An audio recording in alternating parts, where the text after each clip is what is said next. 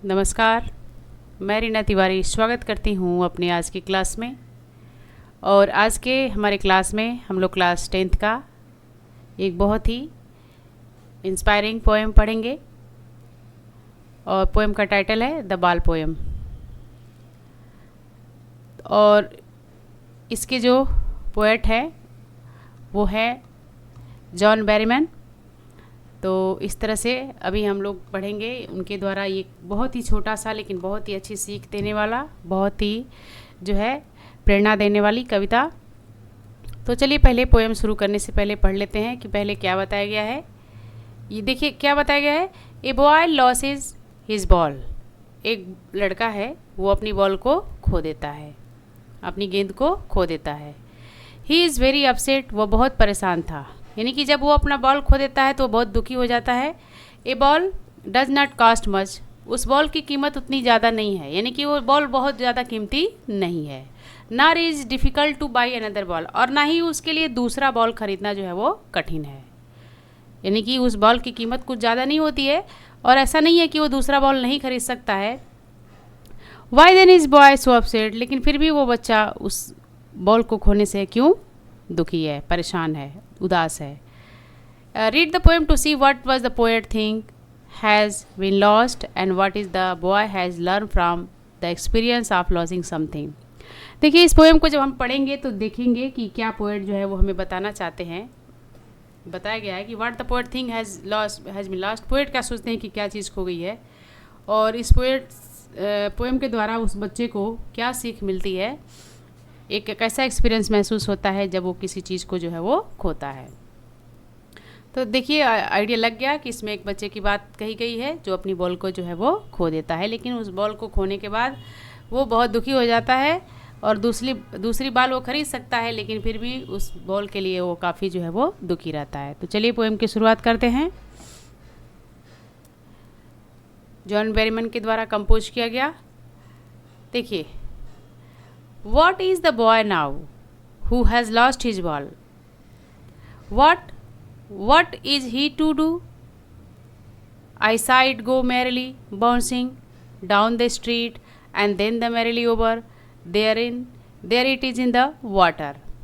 देखिए पोएट कहते हैं What is the boy now who has lost his ball?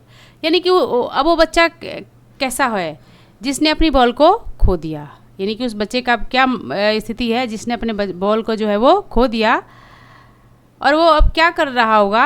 I saw it to go merrily bouncing. मैंने देखा कि उसकी बॉल जो है वो बहुत ही मैरिली जो है वो बाउंस करते हुए डाउन द स्ट्रीट गली में जाती है, एंड देन मैरिली ओवर, उसके बाद और भी मैरिली बाउंस करते हुए, काफ़ी तेज़ बाउंस करते हुए, there is it in the water, वो पानी में जो है वो चली जाती है।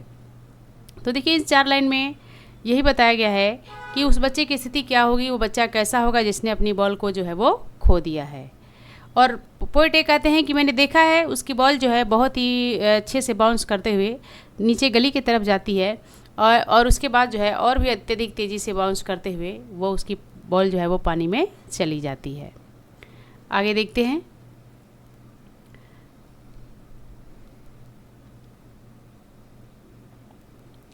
No use to say, oh, there are another ball.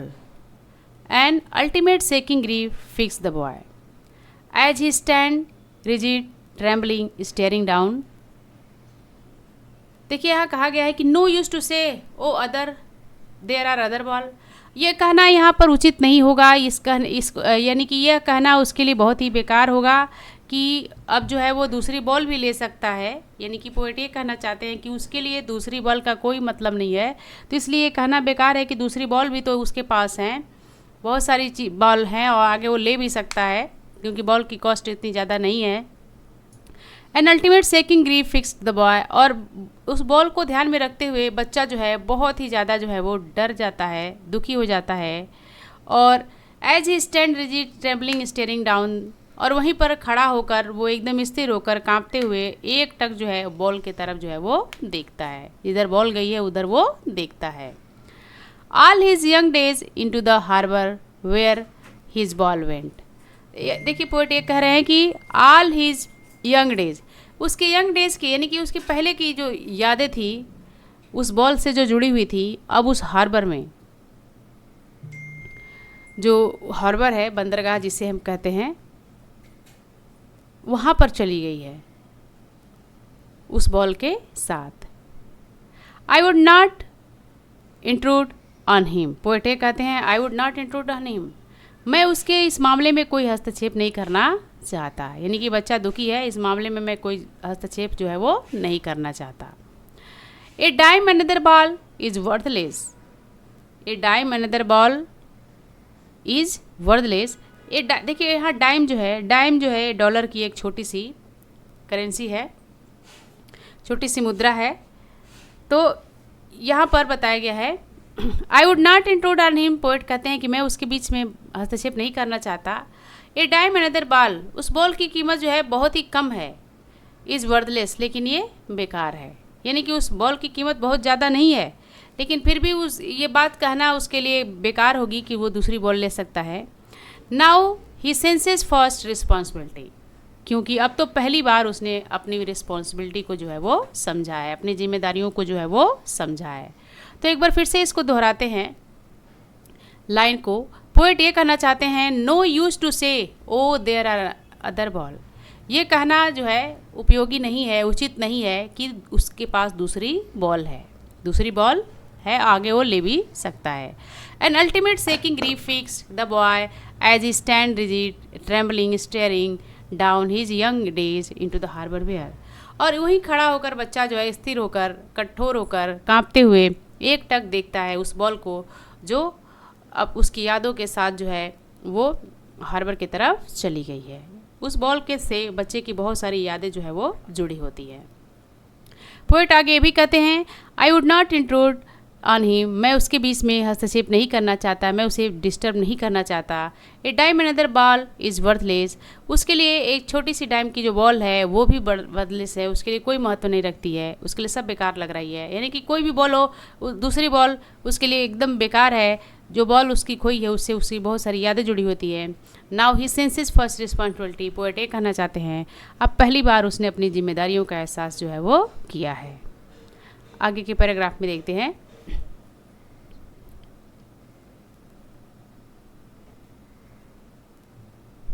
In a world of possessions, in a world of possessions, देखिए दुनिया जो है पजेशन से जो है वो पोजीशन से जो है वो भरी हुई है।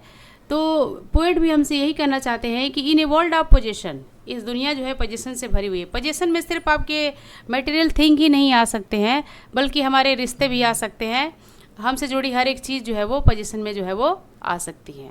तो पोएट ये कहते हैं कि ये दुनिया पोजीशन से भरी हुई है, रिश्तों से जो है वो भरी हुई है, माता पिता भाई बहन सबसे सारी चीज़ों से जो है वो भरी पड़ी है।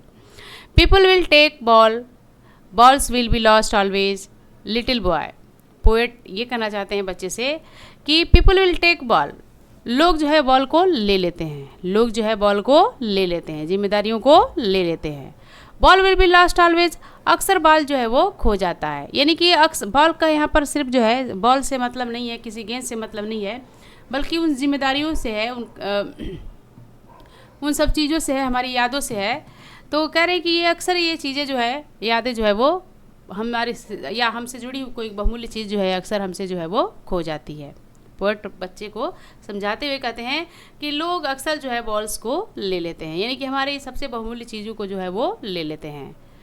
Little boy and no one buy a ball back, और जो यादें हम खो देते हैं, जो अपनी बहुमूल्य चीज़ें खो देते हैं अपने से जुड़ी हुई, अक्सर हम उसे जो है दोबारा नहीं खरीद सकते, नहीं प्राप्त कर सकते। यानी पोएट बॉल के द्वारा ये कहना चाहते हैं कि वो बॉल जो हमसे जुड़ी हुई थी, खास थी, वो खो गई, अब उसे दोबारा हम नहीं ले सकते, नहीं खरीद सकते। उसी तरह से ज़िंदगी में बहुत सारी ऐसी चीज़ें होती हैं, बहुमूल्य चीज़ें होती हैं जो हमसे बिछड़ जाती है, जिससे हम दोबारा जो है वो नहीं प्राप्त कर सकते। मनी इज एक्सटर्नल, पोएट ये कहते हैं मनी इज एक्सटर्नल, ये जो मनी है वो एक्सटर्नल है, ये जो मनी है वो जो है वो बाहरी चीज़ है, एक्सटर्नल नहीं है, बल्कि क्या है, एक्सटर्नल है, सॉरी इंटरनल नहीं बल्कि एक्सटर्नल है। He is learning well behind the desperate eyes, ही यहाँ पर उस बच्चे के लिए आया है। पोएट हमसे ये समझाना चाहते हैं, ये बताना चाहते हैं, ही is learning well he is desperate eyes, वो बहुत अच्छे से अब सीख रहा है, अपने उस दुखी मन से, दुखी आंखों के द्वारा देखकर सारी चीज़ों को बहुत अच्छे से वो सीख रहा है। द एपिस्टोमोलॉजी ऑफ लॉस, क्या सीख रहा है कि किसी को खोने का क्या मतलब होता है। एपिस्टोमोलॉजी यानी कि लॉस का जो खो देते हैं हम, किसी चीज़ को गंवा देते हैं और हमेशा दुखी होते हैं, उसका ज्ञान उसे जो है वो प्राप्त होता है। हाउ टू स्टैंड अप, और उन सब चीज़ों को खो देने के बाद कैसे हम खड़े होते हैं। यानी कि पोएट ये कहना चाहते हैं कि हम बहुत दुखी रहते हैं और बहुत जो परेशान रहते हैं, और कहते एक तरफ से कह लीजिए कि पूरी तरह से हार मान लेते हैं, फिर भी वो किस तरह से उस हार में भी अपने आप को खड़ा करते हैं, अपने आप को मजबूत बनाते हैं, ये लड़का जो है वो इस बॉल के द्वारा जो है वो सीख रहा है। Knowing what is every man must one day know and must know many days, अब वो सारी चीज़ें जान रहा है वो बच्चा, जिसको हर व्यक्ति को एक न एक दिन जानना चाहिए। किसी न किसी दिन वो हर व्यक्ति को अपनी जिम्मेदारियों का एहसास जो है वो करना चाहिए। हाउ टू स्टैंड अप, की कैसे खड़ा होते हैं, यानी कि कैसे जो है हम अपनी मुसीबतों से उबरते हैं। तो देखिए इस पोएम में पोएट हमें जो है वो इस बॉल के द्वारा, उस बच्चे के द्वारा ये समझाना चाहते हैं कि इन ए वर्ल्ड ऑफ पोजीशन, ये दुनिया जो है पोजीशन से भरी हुई है, सगे संबंधी चीज़ों से भरी हुई है, इसमें मटेरियल्स भी हैं, नॉन मटेरियल्स भी हैं। तो इस तरह से बता रहे हैं कि इस तरह से जब हम अपनी बहुमूल्य चीज़ों को खो देते हैं तो अक्सर ऐसी कुछ चीज़ें होती हैं जिसे हम प्राप्त नहीं कर सकते हैं, और ऐसी सारी मुसीबतें हमारी लाइफ में आती है जिससे कि हम एकदम जो है वो हताश हो जाते हैं, निराश हो जाते हैं, समझ नहीं पाते हैं कि हमें क्या करना है। लेकिन जो है फिर हम उसका ज्ञान करते हैं, उसका ज्ञान प्राप्त करते हैं, उससे सीख प्राप्त करते हैं, और फिर से हम खड़ा होने की साहस जो है वो रखते हैं। और पोएट आगे ये भी कह रहे हैं कि हर व्यक्ति को, every man must one day know, हर व्यक्ति को अपनी जिम्मेदारियों का, अपने इस टूटने के बाद खड़े होने का एहसास जो है वो होना चाहिए। ये सीख जो है लेनी चाहिए कि हाउ टू स्टैंड अप, की कैसे खड़े होते हैं। तो इस तरह से ये जॉन बेरीमैन के द्वारा कंपोज किया गया एक बहुत ही बहुमूल्य और सीख देने वाली पोएम द बॉल पोएम था। उम्मीद है आपको पसंद आएगा। आगे के क्लास में फिर से मिलते हैं, तब तक के लिए धन्यवाद।